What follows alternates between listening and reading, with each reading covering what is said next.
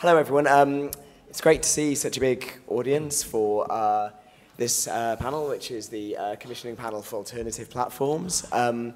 This is a panel that was introduced a couple of years ago at Sheffield, and its name has changed a few times over the years. But the idea is to kind of get a few people up on stage who aren't from maybe the traditional avenues of getting documentaries out into the world. So I'm Charlie Phillips. I am now the head of documentaries at The Guardian. I used to be deputy director at DocFest.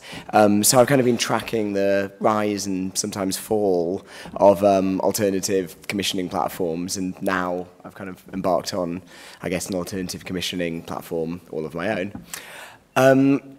Hopefully in the next hour or so we'll give you a general sense of some of the alternatives to traditional broadcasts that are out there, tell you a little bit about our remits, the kind of things we're looking for, the kind of things that we're paying, if we're paying anything, you'll find out, and the size of audience and the size of reach that you can expect to have by working with a platform such as one of ours. I'm going to tell you a bit about what I'm doing at The Guardian in a short while, but I think we'll start by getting each of the panellists to spend a little bit of time telling you who they are and what they're doing, and then we'll have a discussion, and then we'll come out to you for some questions. So first of all, we'll go for Jennifer Byrne from Dazed, and she's going to tell you all about what they're doing. Good afternoon, everyone. I'm Jennifer Byrne. I work for a publishing group called Dazed Group, which is started off as a magazine in 1992 called Days Are Confused, set up by Rankin and Jefferson Hack, and it's kind of been at the forefront of photography and fashion and music and culture, I guess, for almost 25 years. And I run the video department there, and we commission and curate and co-produce and feature documentaries and short-form narrative and music films, and we work with broadcasters such as Channel 4 or Viacom, and are very keen to work with other partners, and that's probably about it. Should we play your reel, maybe? If it works. Let's see if the reel... An exciting moment, if it works. Great, thanks. So this is the Dazed reel. Hopefully. It's on Vimeo. It's on Vimeo. Maybe let's move on to someone else. More introductions. As if we planned that. So, Jodie, why don't you tell us about what you're doing at Channel 4? Hi, everyone. I'm Jodie Smith. I'm a commissioning editor at Channel 4. I kind of have two jobs. I'm a multi-platform commissioning editor, and I also commission short-form series. In multi-platform, I look after big, silly, interactive TV shows and develop those. But today, I'm here to talk about short form. So at Channel 4, we've got quite a small commissioning team with short form. We're a little hub within the commissioning floor of Channel 4. There's three of us who commission originals. We started publishing them back in August. We're still experimenting with lots of different stuff and trying different things out. But docs work really well for us. It's one of the areas that seems to drag a lot of viewers to the platform. We're currently all on All 4, so All 4 is the new name for 4OD, by the way, if you haven't seen the marketing messages. And so now All 4 is a proposition that isn't just about catch-up, it's a place for original content and short-form series as well. And we commission quite a lot of content. We generally put a new series up every week. Series are normally about 3 to 5 minutes in length, 6 episodes, and since August we've worked with, I think, about 26 different suppliers, and half of those have never worked with Channel 4 before. So we're working with the sort of big companies, such as your Zodiacs and 2020s, down to single shooter producers. So it's quite a range of people.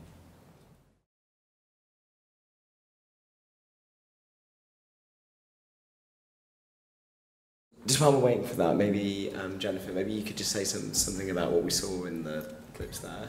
Yeah, so I guess the first clip was A Minute from Music Nation, which was a two-part series for Channel 4, two series for Channel 4, 5 episodes each. And that came about from a really small commission for a small film that was about massive budget of £3,000 about UK garage. Ewan Spencer came to me and he had a sort of story to tell. He had lots of archive footage, and we made it happen. And then it was a 9-minute short that was very graciously received by the internet and had a lot of love. And we brought it to Channel 4, and they kindly commissioned us for 2 series about different subcultures from around England in music. And that became Music Nation, so we did something on grime and jungle and Sheffield bassline and Asian rave and lots of other things, which was an amazing and lovely experience to be part of. Quite tough. We had a sort of 6-week turnaround to make 5 half-an-hour films, and not very much budget, and music licensing is really difficult.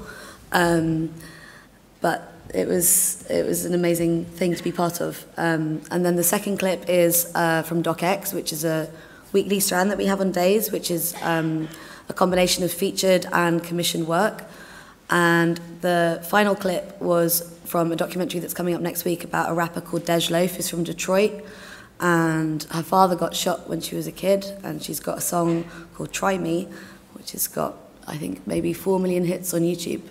And she's going to be on the next cover of Dazed, so that's why I shared that. There we go. Awesome, thank you. So let's go back to Channel 4, if we could play the Channel 4 clip.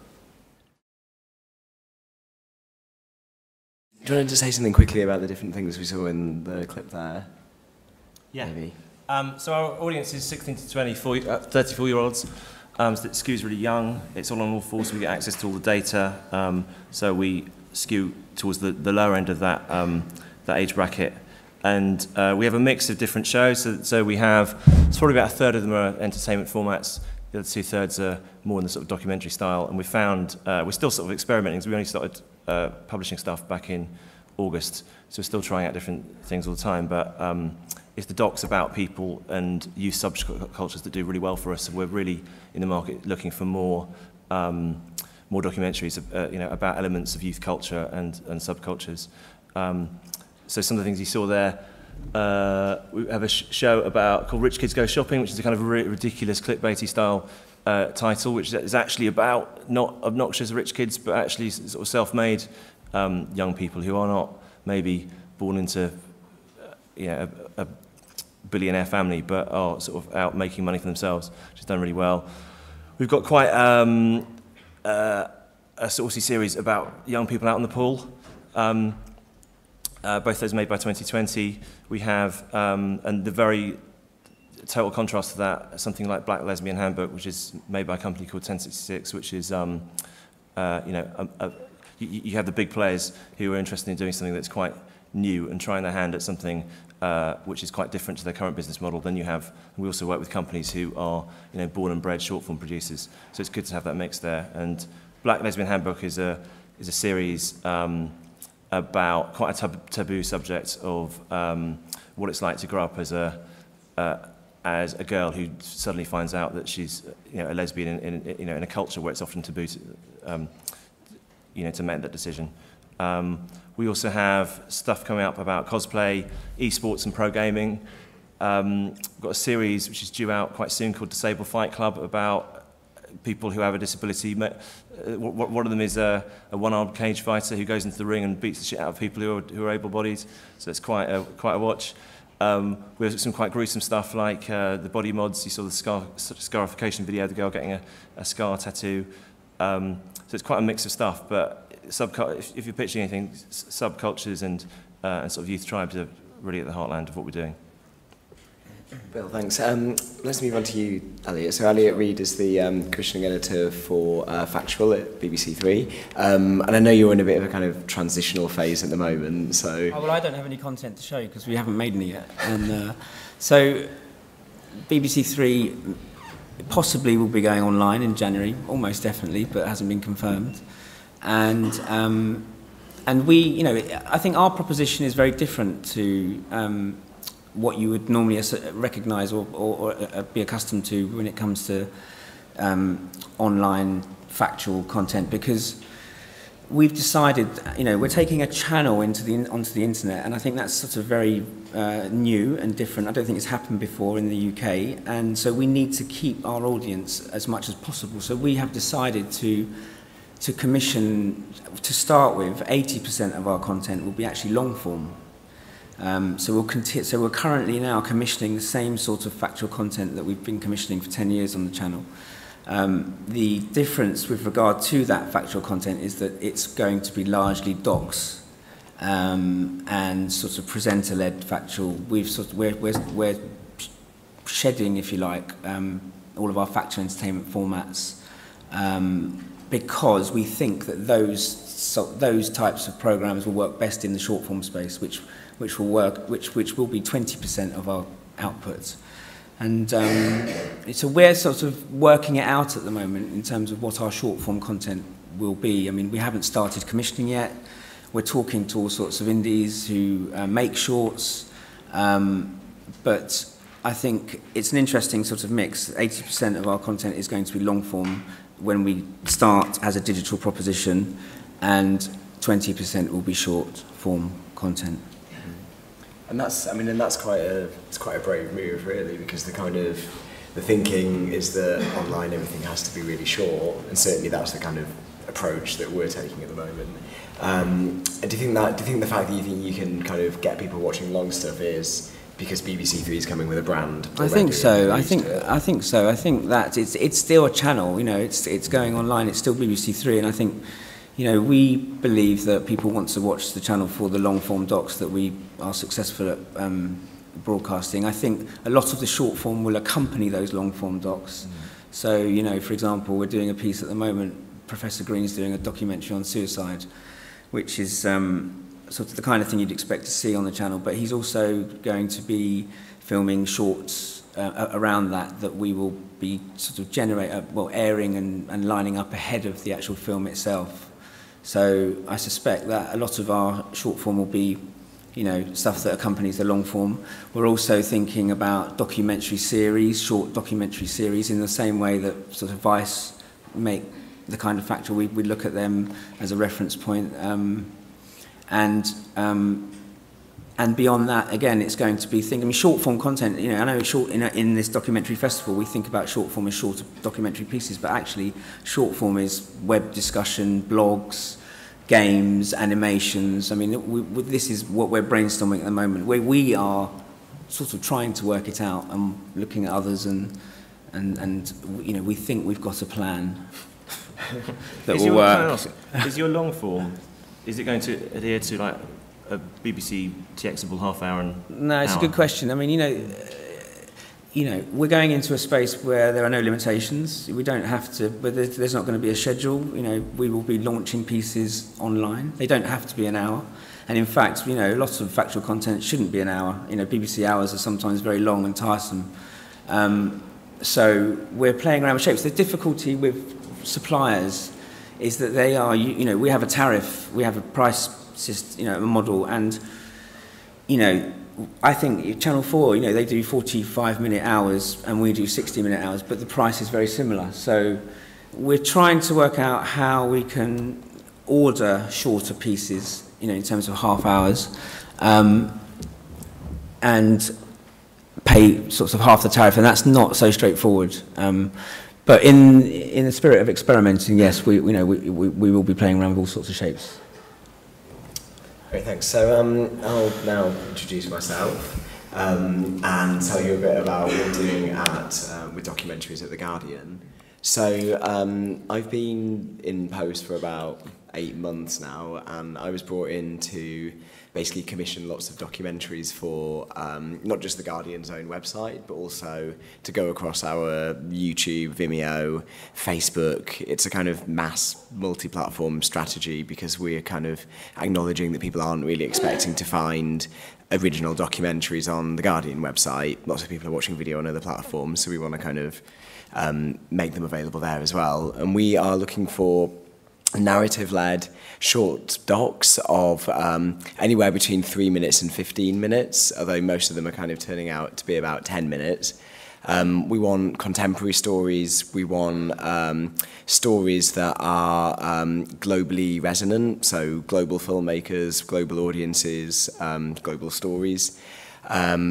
and we want them to kind of surprise our audience, tell them something new, tell them something that they've not already read about in The Guardian, not really read or seen in many other places, because that's the kind of ethos of The Guardian. It's bringing new information to people. It's kind of informing people of things that they didn't realise that they needed to know about. It's not news. We do news video, but that's not what I'm doing. It's not current affairs. It's not even really journalism exactly. It's documentary storytelling. That's what we're trying to do. We've got, I think, around 15 shorts on our site at the moment. Lots more commissioned and in the pipeline. We're trying to put up a new doc every couple of weeks. Eventually, hopefully, it'll be one every week. So we're aiming for 50 shorts a year. And our audience seem to be responding really well to them. The Guardian is the most visited serious English language newspaper website in the world. We apparently have 120 million unique monthly browser visits, which is kind of one of those stats that is almost kind of impossible to prove, but we are a very heavily visited platform. And our kind of attitude is that we don't just want to do serious social issue docs, even though we will do some of them. It's not kind of about being really Guardian-y, for want of a better word, and just do stuff that kind of, you would expect to read about in long-form investigative journalism in The Guardian. We do want to do some of that, but we also want to do stuff that is funny and intelligent alongside that as well, and kind of have a mix of light and dark in the same way as you would get when you read the Weekend magazine or the G2. That's the kind of model for our docs. If we could show the Guardian reel now, this is just a very short kind of taste of a few of the things that we've got on site so far. So that's some of our commissions so far, and this is just the start of a journey where hopefully we're going to be doing longer and more documentaries. We really want to try and be a kind of online home for docs. The one that we are particularly proud of within there is If I Die on Mars, which was our most successful film so far. That was about 3 people who wanted to go on the first manned mission to Mars in about 10 years' time, I think it is, which is a one-way trip to Mars. So it's effectively a suicide mission, which is nice. And that did very well for us across all of our platforms. So that's us. So just turning to the rest of the panel now. I think it's probably clear to a lot of the people in the room that we're all primarily aiming at a young audience. Is that fair to say, that we're all kind of aiming at a kind of younger audience as opposed to an older one? And is that, why do you think that is? Is that because people who watch things online are young, or is that kind of, is it easier to reach them? I don't know if anyone wants to speak to that. I guess for Dazed, it's our audience is 15 to 30. And they're very engaged, and they don't really watch TV. They watch the internet, and they watch videos that, we provide, The Guardian provide, Vice provide, BBC and Channel 4, 4OD, Netflix, Mega Video, whatever way you get it. And I guess they come to us because we're not just a video channel, but also a news source for culture and music and fashion and style, and that's what a lot of young people are interested in, I guess. We offer stories that they can relate to. Yep. And do you, so it wouldn't be something you'd consider really to kind of, do stuff that's kind of aimed at a broader, older, I mean, that's not really the Dazed brand, is it? It's quite natural just to sort of do what we do and appeal to, Dazed has been around for 25 years, but it's staying quite young, I guess, in its output. Mm. Great. I think there's a reason why the BBC decided to turn BBC Three into an online channel, is because, our age group, 16 to 25-year-olds, are the most mobile, and they are the most ready to go online and consume content. I think the truth is the more young people are still watching television, but they are departing at a rate of sort of 10 or 15% a year, apparently. Yeah. I think that's true. I'm kind of slightly playing devil's advocate and asking that. I mean, we're very consciously aiming what we're doing at a younger audience, simply because that's what, when we look at the people, when we look at the demographics of the people who are using our website more than others, it just is a younger set of people, and so we kind of need to aim it that way. Although we're quite lucky at The Guardian in that the audience is big, and we have an older audience who are engaging with the newspaper, who hopefully will also be able to bring it into the website, but it's kind of difficult. And then just a question maybe for any of you on the form of the films you're doing, because it's kind of clear from all of our taster reels that we're all doing quite kind of fast-paced, quite kind of relentless stuff. So do you think that's the form that works best, kind of fast-cutting, very kind of lively things? Jodie? Yeah, I think so. I mean, it's an interesting thing when you're working with some indies who are used to making TV shows, and there's a lot of the often more junior companies that are used to making short form kind of get this straight away. And it's interesting talking to some producers who don't necessarily, where we always say, often when a rough cut is delivered, it will be like 5 minutes. So actually you can kind of slice off the first 2 minutes and start at the midpoint. Or often you talk to producers who will say, well, there's a bit, it starts like this, and then there's a bit 3 minutes in where there's a reveal. And it's like, well, I hate to tell you this, but the reveal will make a really interesting thumbnail. So you kind of have to you have to kind of spoiler your own film to get people to watch it in the first place. And so you know, we've got this, if you've got a fight scene, you don't show the build up to the fight, then you eventually, towards the end, get to the fight. You start at the fight. And if you need to show then maybe you flash back or show the training in another way. But it's really important, we find. I mean, even though on our platform, you're sitting through like a 20 or 30 second ad, it's really important. If you're not going to hook people straight away and keep that sort of breathless pace, people are just going to, just go and click on something else. I mean, it's interesting when you look at, we looked at a lot on like the factual delivery of really popular YouTube channels like Vsauce and all of that, where it's a kind of unrelenting, breathless pace of facts, and they won't actually, if you watch something like Vsauce, one of the popular science channels, it will often be a person who isn't actually a scientist, but is well read on the subject, just presenting to you straight down the barrel information, and there's no kind of break to look away at that point.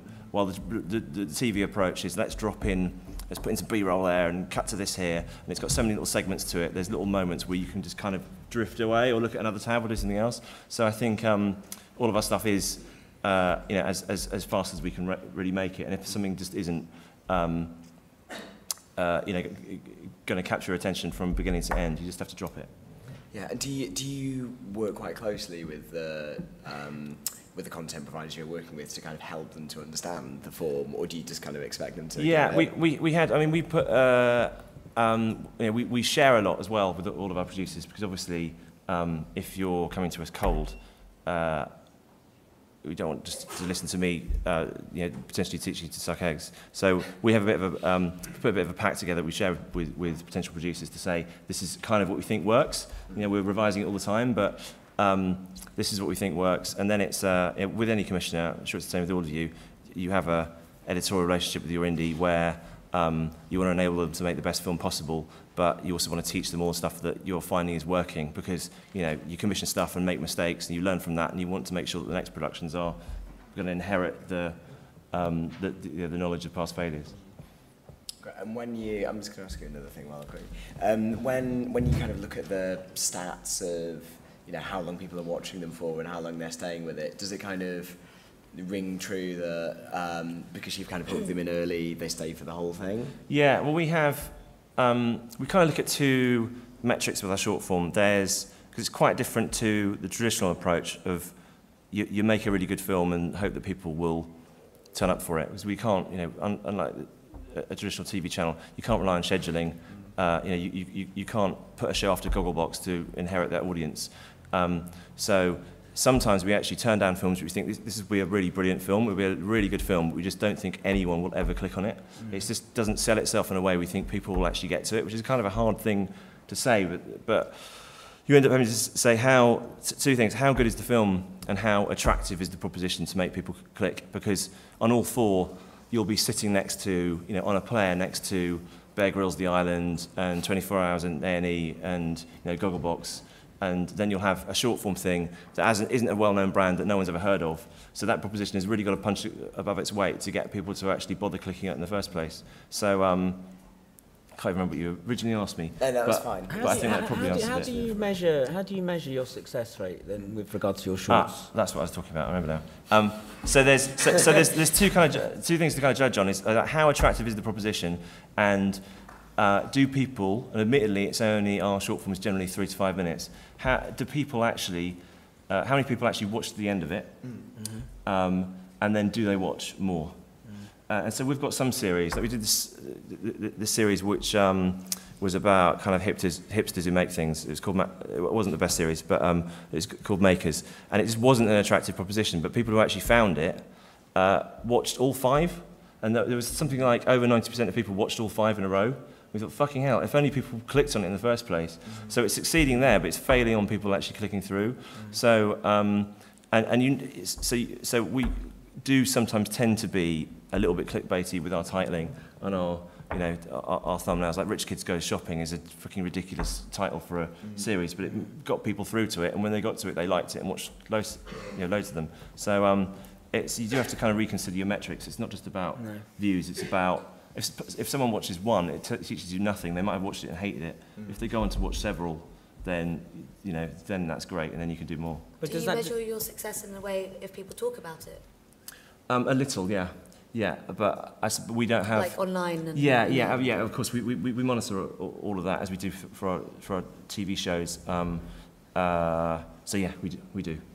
I mean, when you talk about click and people staying or not staying, does that then determine your durations? I mean, because your young rich kids thing, they're about 5 minutes, aren't they? So, yeah, they're about 4 So is that sort of the right... Do you think the right duration? Because I do find when I'm using sort of clicking on stuff short form, I mean, if it goes on for more than sort of 8 or 9 minutes, I'll sort of move on to the next thing. We always say to producers it needs to be as long as it needs to be, really. Like we've just recently, last week, working with a Northern Ireland indie called NPE Media, they did a 4-part series called Man vs. Wave about a guy called Al Menny who's a big wave surfer. So he kind of jet skis out for like an hour or two into the ocean and then just surfs these massive waves and gets like chucked around. It's kind of stripping away all the sort of beautiful Hawaiian essence of surfing into this kind of raw, horrible sport where there's a really high death chance. And for that, we actually said, let's make them actually about 6 minutes. And rather than doing 6 that are 4 minutes, let's do meatier episodes that are, fewer of them. Let's do 4 and make them like 6 or 7 minutes. So we're still kind of experimenting with form, but they need to be. Sometimes you feel quite shortchanged at an idea. Other times it's odd. You'll watch 4 minutes, you think, fucking hell, when's this going to finish? So we're still sort of experimenting all the time, really. Yeah, because we're trying to work out, how we actually commission short form content because. I think that Damien's vision is to have an in-house department that will go out, with young directors and go out and young reporters and react to kind of newsworthy, react to topical issues and newsworthy issues and make news-related pieces. And I think, the ambition for us is to release content on a daily basis, and I think it's very difficult to commission independent suppliers to do that. So I think there's the model that the One Show use, actually. They have a team that makes half of their VTs and then they commission the rest across the year. And I think our ambition is to sort of work with suppliers like 2020 and Firecracker and Watershed and companies like that to make short form. But for those suppliers, we need to be commissioning in bulk, for it to be worth their while, because obviously the budgets are much, much smaller. Yeah, I mean, that kind of system of having a mix of external commissions and internal commissions is effectively what we're doing, because we've always had internal video makers for exactly the same purpose you say, where you need to do reactive news content and try and get out as much as possible. Can I ask, you mentioned there about how people pitch to you. How do people pitch to the two of you? Maybe we can start with Dazed. I guess it's a combination of people sending us treatments and emails directly and sending us their work, and then also internally we have formats and we have briefs and we have access to talent that we have to work with. So often we will have a very sort of quick turnaround film to make. I sort of made a film with Kendall Jenner last summer, and we had 3 days to get someone in New York to make a film for $3,000. So it's kind of low budget and fast turnaround, kind of thankless in a way. But you know, it got that girl signed, and she went on to become, you know, she's doing very well now. So it's kind of that balance between what you can offer a filmmaker and also what story they can tell you. I'm really interested in finding stories that no one else wants to tell, and but from a personal point of view, like Dazed is you know, it's essentially trying to tell stories in all ways, but it's really important that there's an idea, and we get lots of sort of pictures and emails in, but I guess what makes you choose something, it's combination of budgets and all those things. There's lots of ideas that I'd like to commission that I can't, and it's thinking what's right for your audience, I guess. And you mentioned that it was 3K for that film we did in New York. Is that the kind of usual level? I guess it's anything from 1 to 20 to for branded content 50, 100 grand. So it really depends on what we're trying to do. I guess when it's something that's talent led, there's a lot of worth in the fact that your film's going to get 4 million hits on YouTube. But it's interesting to sort of think about hits, because when I first started at Dazed, I felt like I was under pressure to have a new film every day or to have new content constantly. And actually, do we need to? Isn't it better maybe just to have 5 really good films a year or 1 film a month that people return to, as opposed to kind of trying to chase some sort of weird YouTube hit dream that doesn't really pay you or mean anything. From scheduling and having to film like a 9 p.m. slot, there is really no pressure. And literally no one cares. No one in the world on a Monday morning is like, wow, what video have they put up? Which is sad. I thought they cared, but no one does. How do you, I mean, just to kind of, I know. It's like when we put them up on a Monday morning, I expect people to be going, oh my God, it's 8 o'clock on a Monday, what the Guardian do? But no one does that. Or maybe you do, I don't know. So how do you, when you do put a film out, how do people find it? Do you promote it really heavily through social? I think that statistically, 80% of our traffic comes from Facebook and Twitter. And so Dazed obviously has a sort of big audience through the articles and the you know, the magazine and dazeddigital.com, and so the video is very much driven by that, and we get picked up a lot by other sites, and seeding is really important. And I guess you can have the most amazing film, but if you can't talk about it properly, then no one's going to watch it and no one will care. So actually, even as a filmmaker, if you can talk about yourself and you can sell yourself, then that's more than half the battle, I guess. Yeah. That's the main challenge, I think, for us as well, is to get people to go to the internet. I think the BBC is lucky because we have other platforms that we can market our new internet proposition on. We've got BBC One. I think more young people watch BBC One than any other channel. We've got Radio One as well. And we've also got the new BBC News website, which is the 3rd most popular in the UK. So we're hoping that, you know, the combination of those 3 will move people. But also, our ambition is to play our content not just on the site, but on Twitter and Facebook and Instagram and all these other platforms. Facebook video is a really serious sort of enterprise, and you know, it's on a constant roll, and you can put a video on there, and people are now beginning to commission just for Facebook, and you know, 30-second films that get millions and millions of hits, and you know, really engage people in a way that other feeds don't, because you can't avoid it. I guess it's quite interesting. Our video views on Facebook massively outstrip our views on any other platform by, you know, a ridiculous percentage. I mean, if anyone doesn't know, Facebook have changed the way that they put video on the platform, so you can't embed YouTube films, you have to upload through Facebook, and they've changed the algorithm so that videos appear more prominent in your feed, and they've just completely just seizing the market really quickly, because, you know, they have the power to do that. Did you see the transgender thing? BBC Three did a BT for free speech. It was everything you've wanted to ask somebody who's transgender but were afraid to. and apparently it got 4 million views. But most people only watch the first 2 or 3 minutes. What's quite distressing about putting films on Facebook is that often you put a 30-second trailer and that's all people watch. Yeah.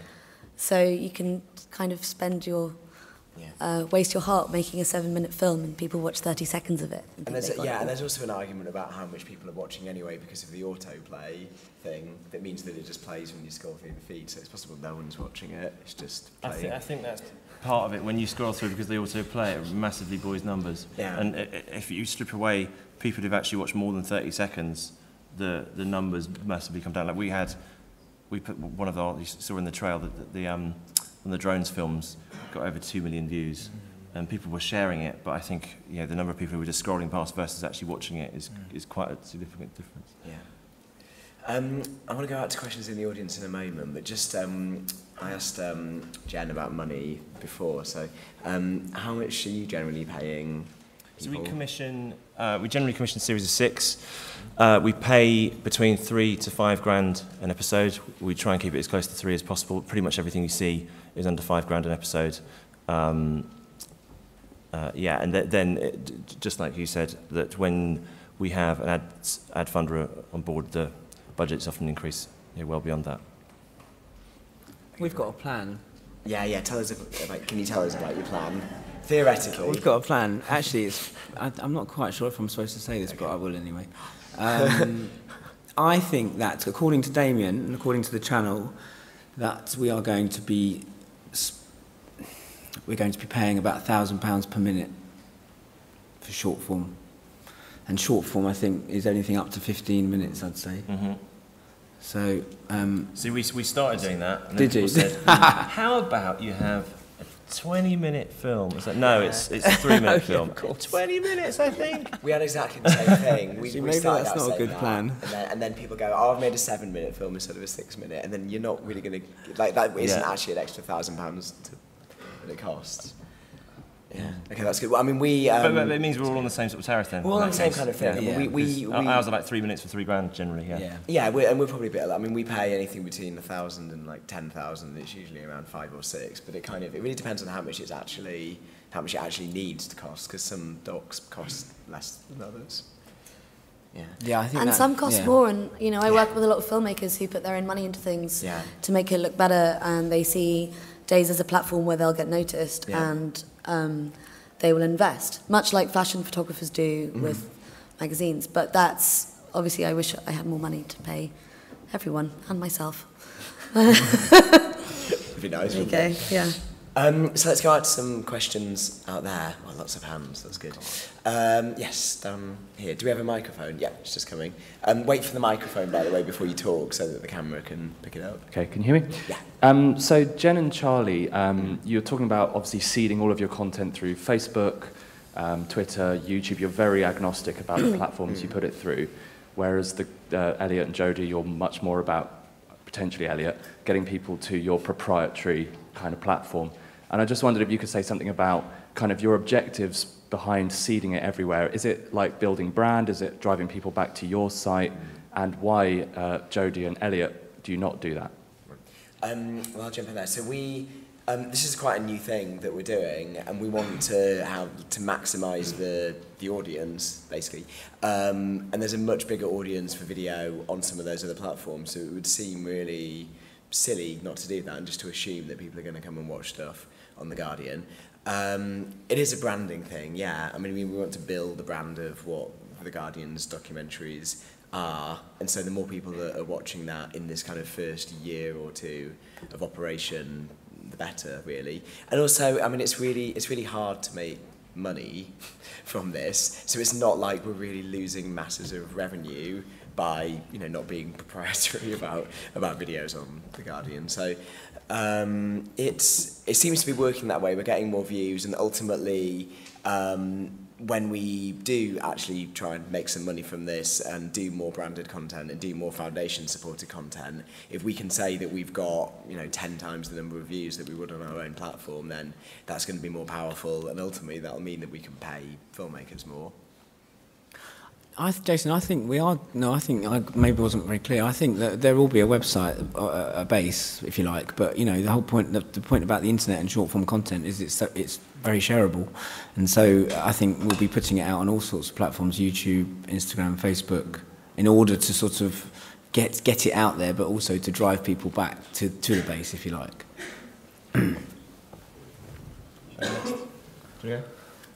Okay. So, answering that question, I mean, one of the reasons why we're doing catch-up, while we're doing short form on all four, is to broaden the proposition beyond catch-up. And one of the reasons we got into this game in the first place is because we were noticing a shift from watching Channel 4 shows on demand, increasingly on mobile devices and also in snippets as well, that people would watch a little bit in bed, a little bit on the loo, a little bit on the bus, and they were actually carving programs up into like 5 or 6 segments or even more. We thought, hold on, if people are watching like 5 minutes at a time, why don't we make content that's 5 minutes long and see how that does? It's done quite well for us. So part of it is broadening that proposition for all four, and also we're not just interested in running ads to make money for that singular video. It's about creating an environment that actually brands will come and say, you've got all this short form here and lots of people are watching it. How about we ad fund some of it? So it's a new revenue stream for us, and that's something we can wholly control when it's on our platform. That's not saying we will always only be on our platform. That's all I can say about that at the moment. Okay, what about Dazed? In terms of audience and driving traffic and all those things, they're important to an extent. I think that we're not driven by hits. We're quite a niche magazine anyway, and we're trying to find, for me, as a commissioner, it's much more important that people are talking about something on Twitter and sharing it than getting a million hits. I think, you can have a dog spinning around in a chair and it gets a million hits. People like things and they click it, but what does that actually mean? What is success in that way? I think Vimeo is quite an interesting sort of space. We encourage our filmmakers to put their films on their Vimeo channel, and of the last 40 short form films I've either commissioned or featured, 35 have been staff picked, and for me that's really impressive and really meaningful for the filmmaker. For Dazed, it doesn't get as any more hits, but it feels like it's something that's quite worthy, although you're kind of preaching to the converted, because people who are engaged in Vimeo like short form film and they're sort of interested, whereas our audience is much more ruthless, and they either watch something or they don't, and often they'll switch off after 10 seconds and you've lost them. Whereas Vimeo is kind of a lovely pat on the back and a big hug. Great. Let's take another question. Oh yes, great. Thank you. Obviously it's a commissioning panel, so we're talking about commissioning, but I'm wondering what the scope for acquisition, if you might want to call it that, is, because obviously I'm aware there's a lot of material that would tick all of the boxes that we've been talking about today, being produced from non-commercial sources. For example, the many film schools that exist, that struggles, apart from international film festivals, to find its way into a market. So is there any scope for material from that sort of source, I suppose, is the question. Well, actually, I don't know if you know, but we've got BBC Fresh, which is the sort of new and emerging talent documentary initiative, which is a long-form thing. But we've also, in the last year and a half, actually been online. BBC Fresh has got it's called BBC Fresh Online, where we invite filmmakers to upload or to send in with a view to having their films uploaded. And a lot of those filmmakers are from film school. So we're already doing it.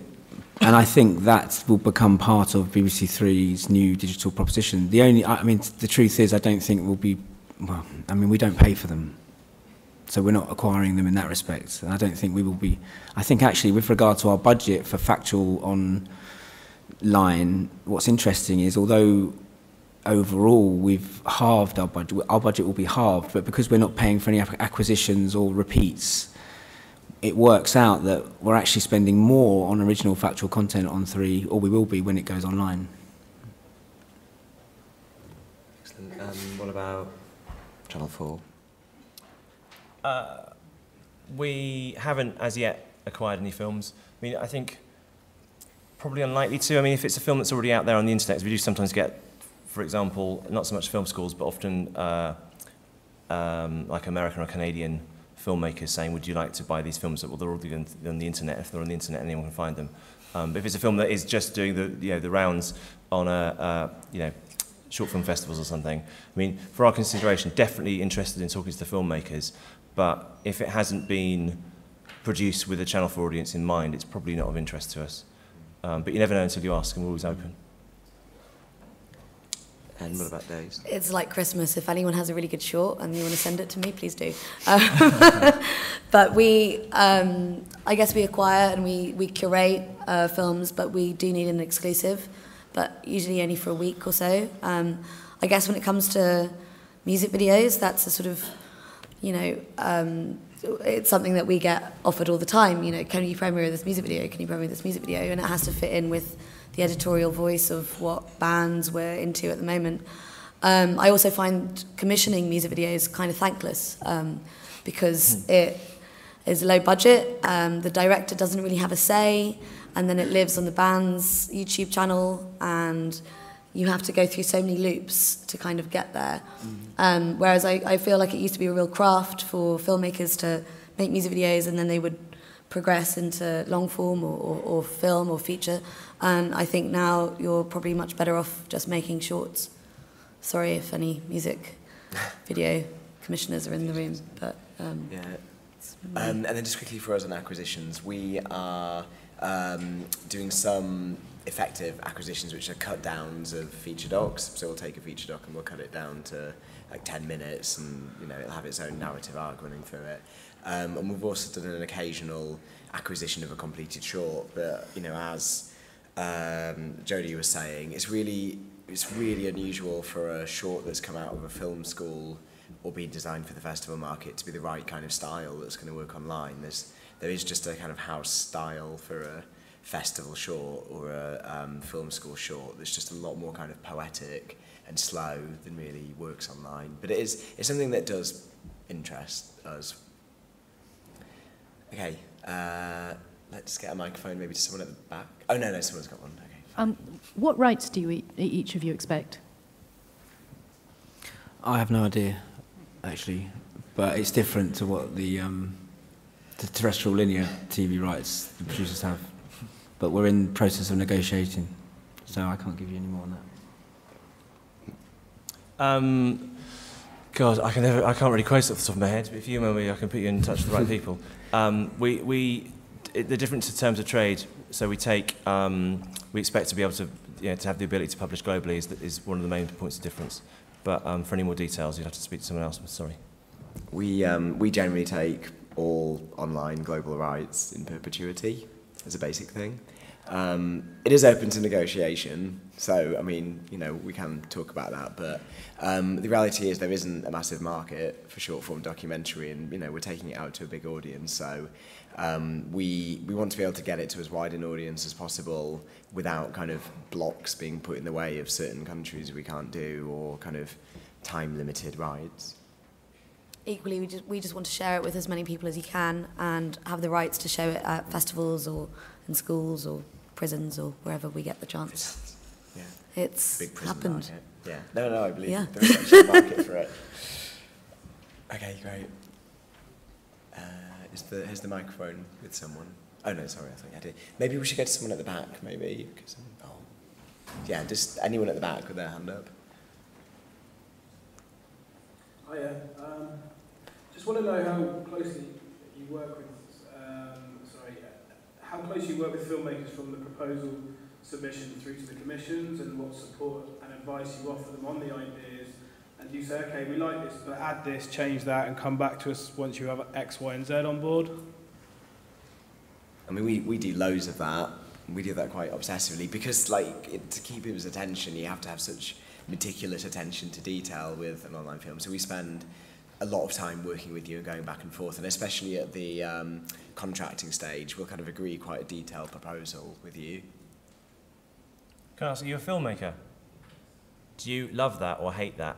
No, I love that. That's why that's why I wanted to know how much back and forth and how long that process is, because that's what you need. Obviously, we need to fit in with what you're looking for. Yeah. I mean, it's every case is a bit different, but often when we get a proposal, it would be a dream if we had a proposal. We say, yeah, make that. Here's some money. Come back once you've done 6, and we'll just put them up. No edit notes. But what the reality often is it might be that, well, actually, we've done something like this in the past. Yeah, the types of edit, the notes in the proposal you might get is, we've done something like this in the past that didn't quite work, but how about if you try it like this, or we've been thinking about this in this area, or we know the audience are into this. So often on the proposal stage, there might be a bit of back and forth. Often what I like to do is give you 4 or 5 grand to go and do a pilot as a first step, and then that pilot can be the thing you craft, and that becomes the template for your series in a way that we've got the pace of it right, all the other little bits and pieces kind of fall into place with it. Now we've got that, we can go and do another 5, and there will be fewer notes from Channel 4 hopefully. But sometimes it gets down to actually giving edit notes on a good day from that pilot. It is they come in, there might be a few bit of rejigging, but hopefully, obviously we don't want to spend loads of our time because we're trying to commission a massive slate of work, so the fewer notes, the better. But I always feel, sure everyone on the panel will say the same, is that it's always a collaborative process. We're not like a business affairs department where we just distribute money and you give us content. It's always a collaboration. Do you all expect money? Do you all expect a budget with the initial proposal, or is it that you like the idea first, then the budget come later? For me personally, I like. I'm really happy to have just some top line ideas. They've all got to be ideas you're really passionate about, not 20 ideas. How about we make a scattergun approach? So a couple of ideas you really like, could just be a paragraph on each. I say, well, actually that one's really interesting. Come back with 1 or 2 pages on it, and then maybe come in for a meeting and we'll discuss it. That's often a really good way of starting. So then you're no scattergun, and also here's 20 pages of a documentary I really want to make. But at that stage, our tariff is pretty fixed at £3 an episode. So we need to have a conversation. If in the back of your mind it's actually 15 grand an episode, it's probably, sorry, we can't work this through. But the budget would come through when we're actually commissioning a pilot or commissioning a series. Does anyone else want to answer the question about working closely with film? I think we probably all agree on that, actually, Adam. Yeah, totally agree. Okay, so that's fine. Let's take it as read. Yes? Can I ask something? Oh, yeah. Is the microphone on? You're all talking about linear online documentaries. Are any of you commissioning... there's a lot of websites now where there's experiential indexes where you go in, I've got 1 minute, I've got 3 minutes, I've got 5 minutes. Are any of you commissioning, a single subject in kind of multiple online forms? At The Guardian we do lots of interactive stuff. That's not directly my responsibility. And we don't do exactly the thing that you asked, but we do other online stuff in the form of interactive and participatory and immersive projects. We're developing a series about cyberbullying, which is using the tools that people bully people with to make a film, which I guess will exist on multi-platforms, but also very interested in VRSE. If you get the glasses. I think our ambition is to do exactly that, actually. The short form space is not just a shorter factual video space at all. We're looking at ideas, we have been looking at some ideas where the beauty of what we will be an interactive space, and so we will be commissioning content that interacts with the audience, and that could be just in terms of discussing some content that we've sort of put out, or inviting people to decide what content that we'll sort of release the following week, or so we are looking at interactive ideas.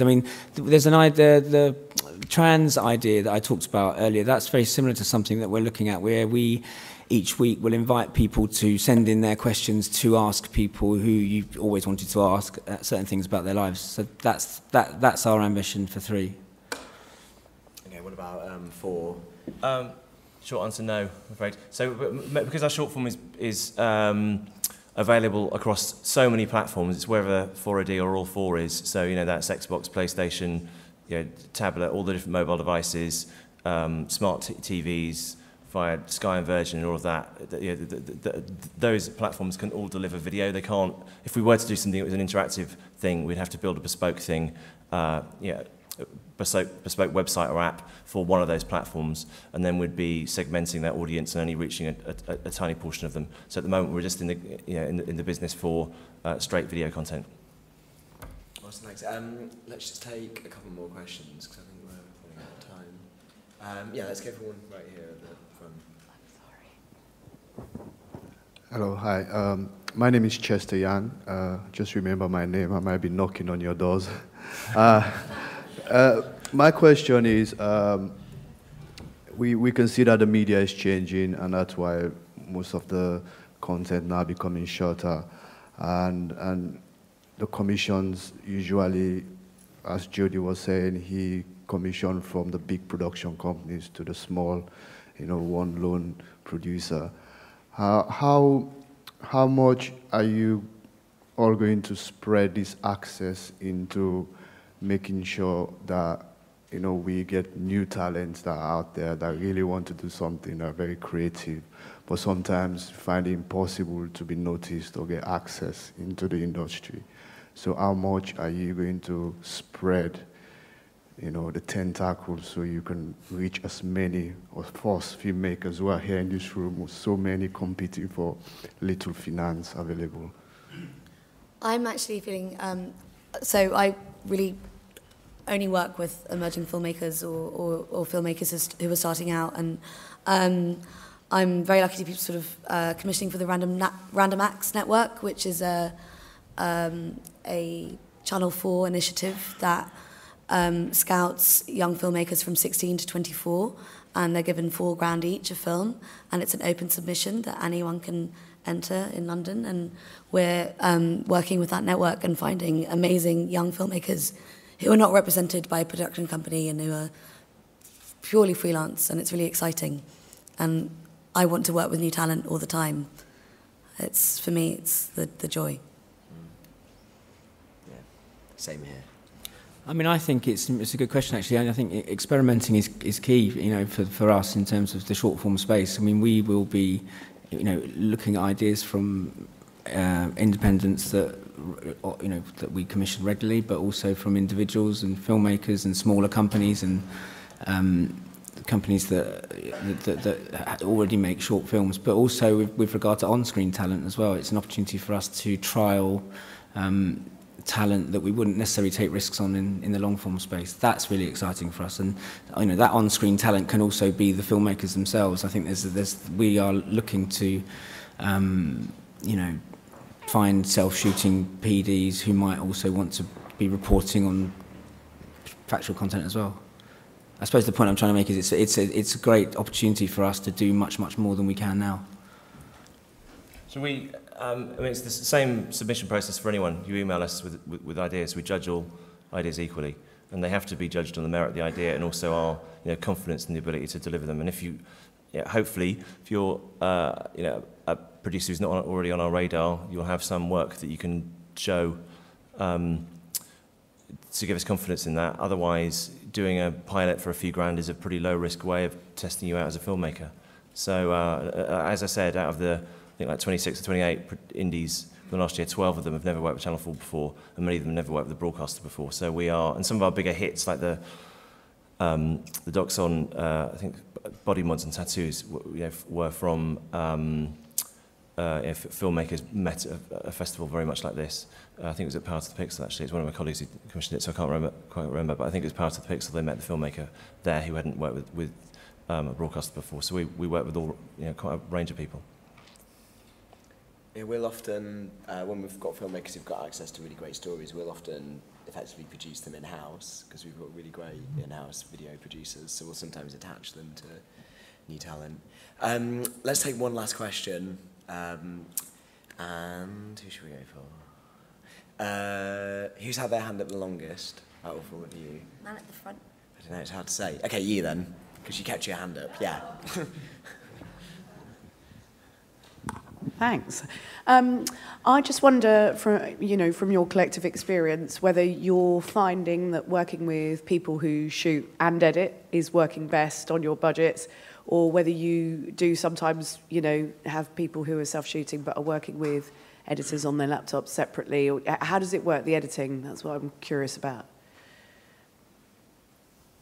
It's more common that we might have a producer director for some of the smaller indies we've worked with, but they'll not normally edit themselves. They normally edit in tandem with with someone else who's part of their sort of collective network.